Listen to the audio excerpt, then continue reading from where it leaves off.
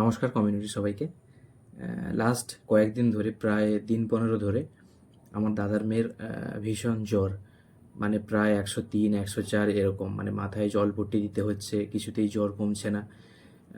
মাঝখানে একটা ডাক্তার দেখানো হলো, যেই ডাক্তার ছোটোবেলা থেকে তাকে দেখে।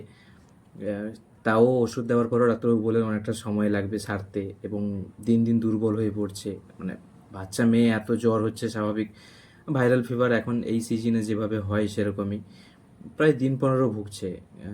কিন্তু আমি অ্যাফরমেশন করার পরেই এই ব্যাপারটাকে যখন আমি একটু মানে খুব সিরিয়াসলি নিলাম, তখন ভাবছিলাম যে একটা ভাইরাল ফিভার হয়েছে, ঠিক আছে, সেরে যাবে। কিন্তু আমি অ্যাফরমেশন করার পরে 2-3 দিনের মধ্যে আরও একজন ডাক্তারবাবুকে দেখানো হলো। তিনি ওই একই ওষুধই মানে কন্টিনিউ রাখলেন, কোনো চেঞ্জ কিছু করেননি বা কোনো কিছু নতুন কিছু অ্যাড করেননি প্রেসক্রিপশানে, এবং এখন পুরোপুরি সুস্থ। এই সপ্তাহের সোমবার থেকে স্কুলে যাচ্ছে। একদম আমি খুবই খুশি এর জন্য। Thank you universe, thank you sir ma'am, thank you সকলকে, ধন্যবাদ।